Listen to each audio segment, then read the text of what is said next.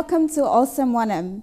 In this episode, we take a look at Harange, a rural village in Oro province.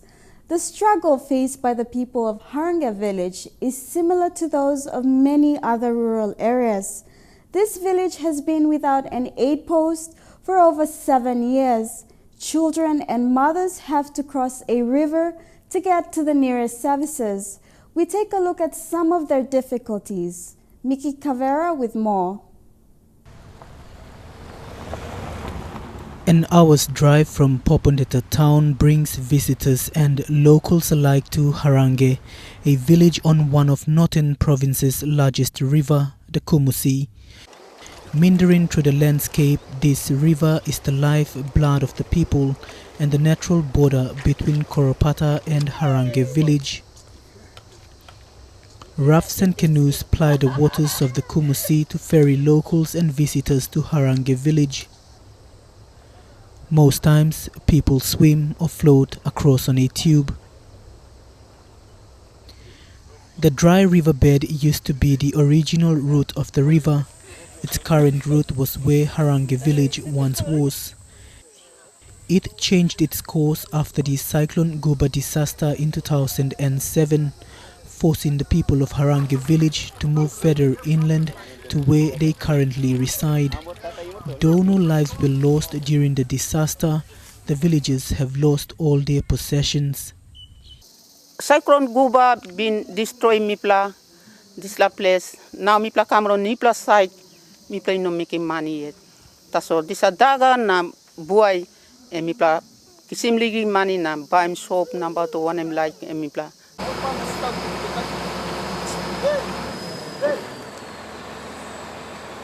The local economy in the province thrives on oil palm, but in Harange, cocoa is the major commodity. Due to no ferment tree, the people's morale is down, their cocoa plantations rendered useless. They have resorted to other means to sustain themselves. Na Mipla say making money Olsem. Ligrig daga na buay tasore me Mipla making money on here. Ino narapla cash crop or narapla something. Daga na buay. Now taso sample time kai Mipla go Mipla making taso ino bikla money.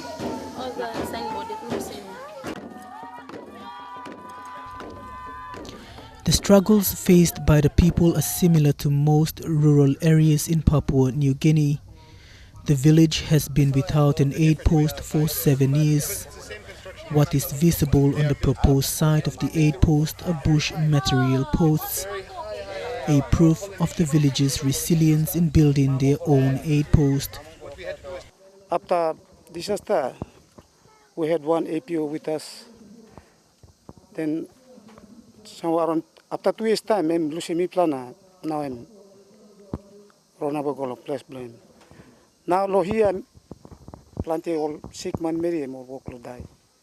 Na lo excess lo go lo sayo hard too much. In terms of labor and serious sickness sa affecting me plan.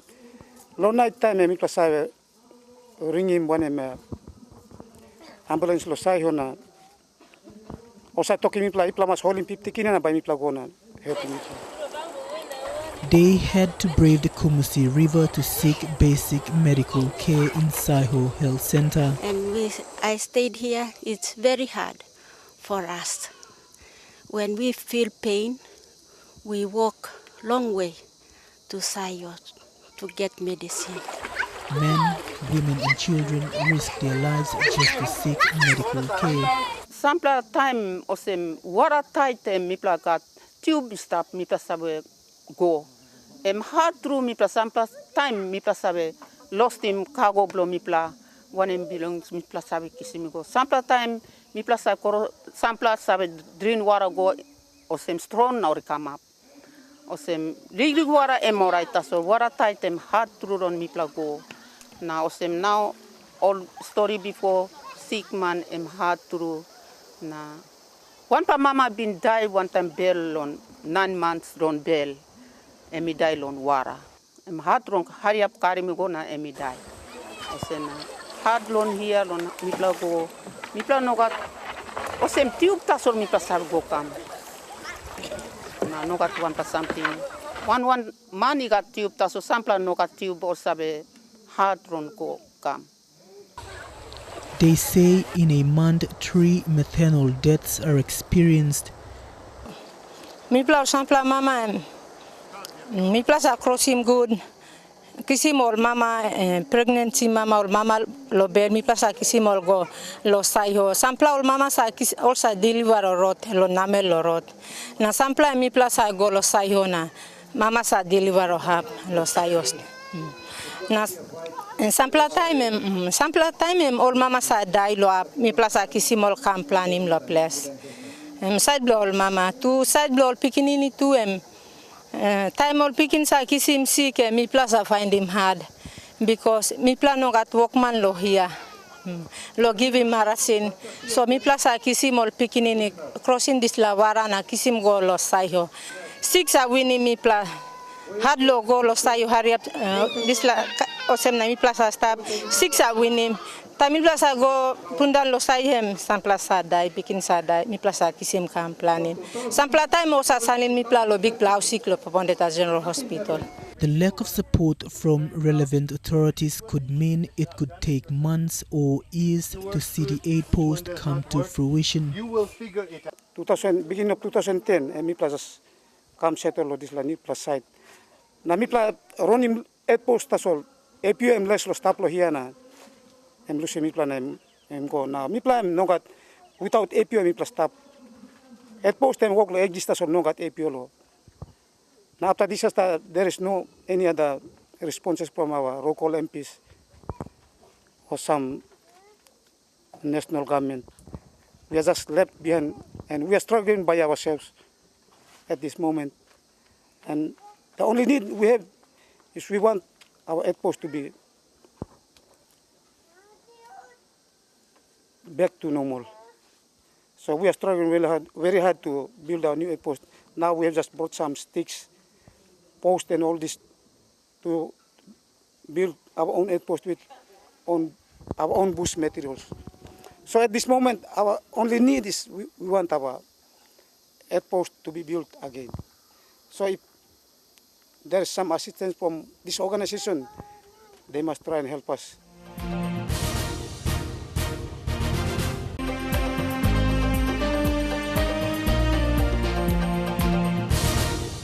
Education in Harange village has been a struggle for the locals. Many teachers have left the local school for other areas due to geographical difficulties.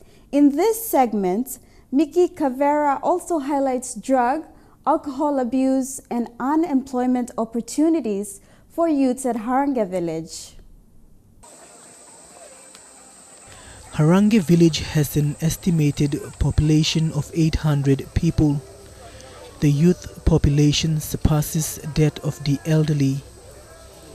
The dilemma facing the youths in the village are enormous. Drug and alcohol abuse and lack of employment opportunities are major concerns. Chairman of the youths, Sondes Ute, has struggled to empower his youths. Homebrews, drugs is affecting my youth. So I want to restore my youth, but it's very difficult for me. There is optimism for a brighter future for the children in Harange village. But teacher shortage in Harange primary school may affect their education. Dick Jojoa is one of 2 teachers teaching in the school. 1 teacher to 4 classes is the ratio, he says. In the beginning of the term, when the term started, only 1 man to 4 classes until the headmaster arrived after 3 weeks lately. And now we are still facing problem with teachers and we need more teachers. The infrastructure building of the teachers, since after disaster, the USAID funded the building and the houses are very good, finished, well finished, as well as the classrooms. And yet we still need more teachers and our children here needs to be educated. Many teachers have left due to the geographical setting of the village. Mr. Jojoa says they have had difficulty in accessing basic services. During rainy seasons, it's very hard to shift cargoes or even books, school materials to and from across the river. Sometimes when the rain period during 1 week, it's very hard for people to cross. River just flow as the height normally that it used to come.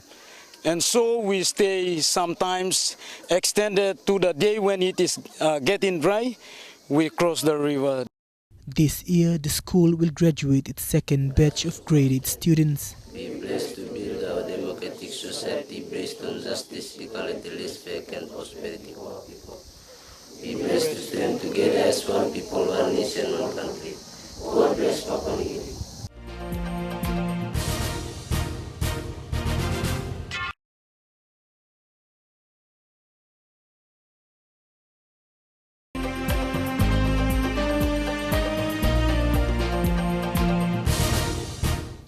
Welcome back as we take you to Harange village in the Oro province. The Harange village is struggling to cope with natural disasters. An NGO group known as International Organization for Migration has recently rolled out community-based disaster risk management programs in the village as well as in other communities in the province. Living on the river can be tough, but the people of Harange village have come to accept the challenges that come with it. It is their hope that the International Organization for Migration will help them rise from the rubbles of Cyclone Guba. Na mi play no kisim help lo no. Na this time emosem now by mi toko o IOM by helping mi pla lon how by mi pla Wanem restore. Right? So you take some and then you sell in the market to the people that are not doing. Right? So IOM has rolled out community-based disaster risk management programs in communities in the northern province. Harange and Pongani village were fortunate to be recipients of the program. The bean and the corn, three sisters. This is from traditional American, Native American, the Indians. So because they did not have cows, right? The cows were introduced by the white man.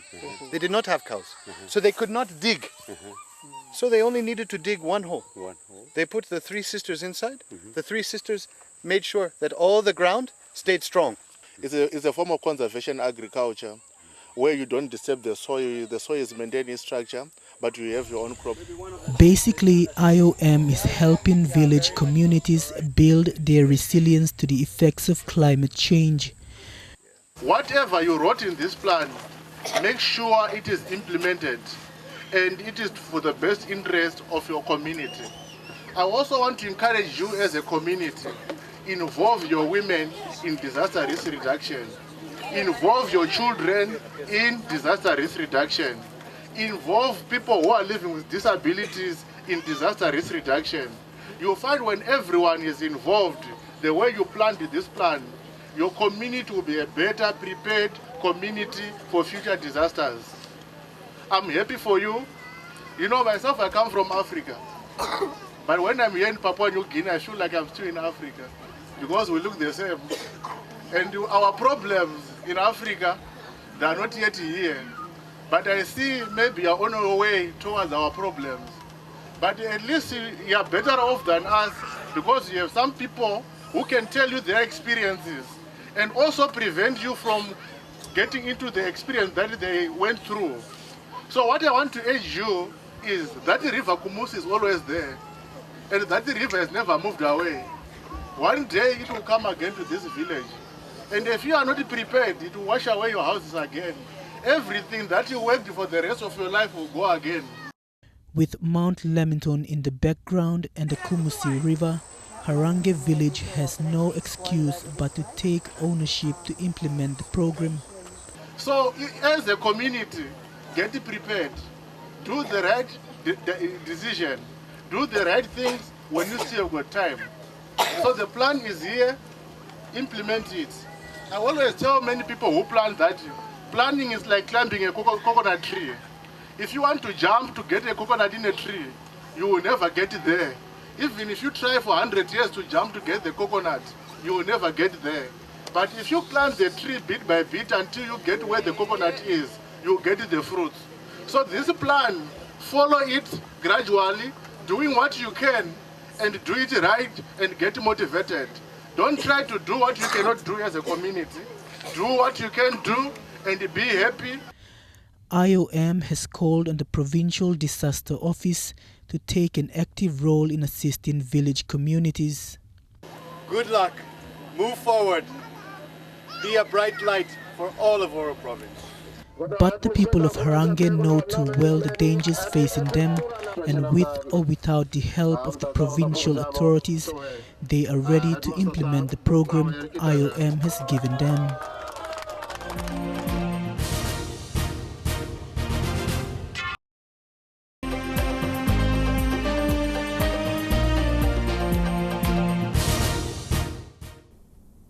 We now move on to Manus Province. Manus is the smallest province in the country in terms of landmass and population. However, it is blessed with a vast sea area rich with marine resources. In the past few years, Manus waters have been threatened by illegal fishing. Heavily armed foreign vessels have been spotted now and again and have become a threat to the Manus people. Not only that, but climate change has also had a huge impact on the province.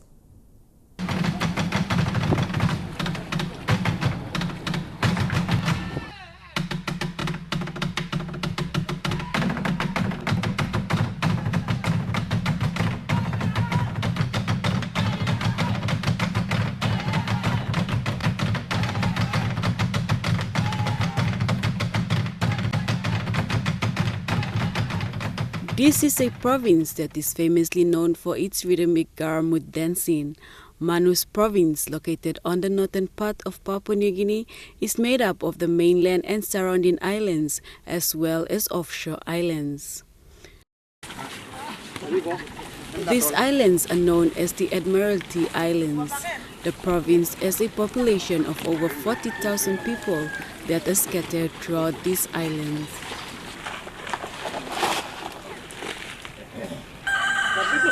Despite the fact that it is the smallest province in the country in terms of landmass and population, the province is blessed with a vast sea area which is rich with marine life.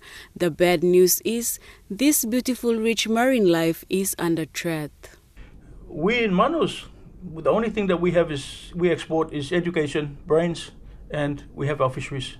That is our LNG. If we do not do something about it, by the time we get our own fishing industry up and running, there might be not any fish left to catch. Illegal fishing has become a serious threat in the province. Foreign fishing vessels have for some time been caught illegally fishing in Manus waters. Manus MP Ronnie Knight has raised serious concern over this issue in Parliament a number of times since 2013. Olsem Wanem interviewed Mr. Knight to find out how the situation has been handled so far. Nigohem LLG, it's Ninigo and Hermits. These are atolls that are north of Manus, and they're part of my constituency. They're isolated, they have it's very hard for them to communicate with us. The three vessels in question we had one boat that we could recognize if we were given the numbers to the authorities. These boats were engaged in clamshell fishing, and they were using divers, bringing the shells onto the deck, taking the meat out, and they were actually keeping the shells as well. When they went to an island called Liot, the locals went aboard because while the young boys were out fishing for themselves, these guys went ashore and they took pigs, they took chickens, they took things, just because they could, without any permission. So the young boys were a little bit upset about that and went out there to have a bit of an argument with them. One of them jumped on top of the boat and he looked inside the window, and he could see on the table in the deck, in the mess deck, he could see all these AK-47s on the table with a box of hand grenades. Immediately they jumped back on their canoe and, knowing that they were in trouble and if they got caught they'd be shot, they pulled off the shore. But the same boats were in the southeast of Manus at the Bukay Islands and the Purdy Islands. They were at the BP Islands, 6 islands and 3 islands, and apparently they've been all our isolated reefs and our isolated atolls. These people have been harvesting these giant clams. Mr. Knight tells us that locals have been threatened by foreign armed vessels, and most times they are left hopeless. Drift nets, long line, explosives, and I believe some of the reefs that I've seen, it shows clearly that they've been using cyanide. Cyanide has been destroying the reefs as well. The local people have got no hope because, when they're trying to approach these people, they're either scared away by firearms or, these people are very, very aggressive. According to Mr. Knight, these concerns have been raised to Minister for Fisheries and Marine Resources, Mao Zemin.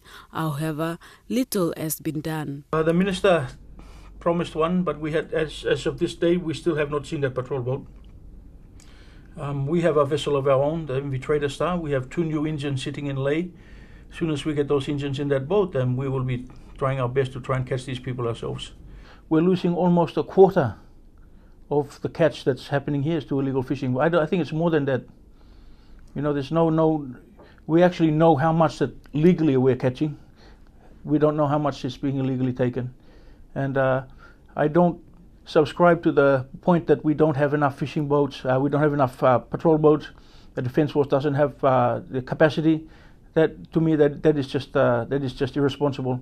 We have people on the ground there, we have local level government leaders there, we have 4 patrol boats sitting in Manus, we have the fisheries patrol boats which have been given out, and of course, maybe in other areas it's not happening as much. Maybe in Millen Bay we're having the same problem, and Manus we're having the same problem.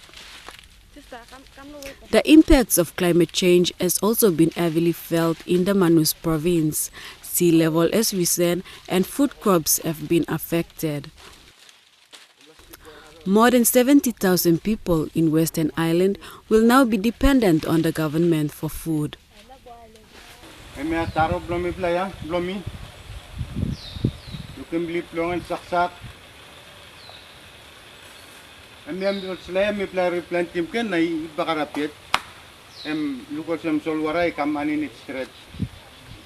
Right now we have a disaster in the Nigohem LLG. All our people live on low-lying atolls.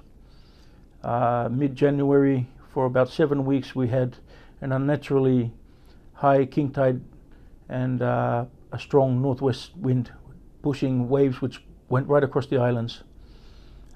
Basically, it killed all the staple crops that the people use on to survive. You're talking about taro, cacao, sago, everything like that is just died out completely. They've been dependent on us, and I'm really grateful to our Prime Minister, because when I came straight to him and asked him for help, he was able to release some money immediately to us, and we're still using that money at the moment. Every month we're taking about 50 tons of food out to them. There's about 7,000 people out there, and they're dependent entirely on us now for survival. And that's all we have time for on this week's episode. Thank you to International Organization for Migration and Mr. Ronnie Knight, as well as all who have participated in this episode. If you have any stories or comments, please contact us via the address on your screen or visit us on our Facebook page. Enjoy your viewing, and we'll see you again next week.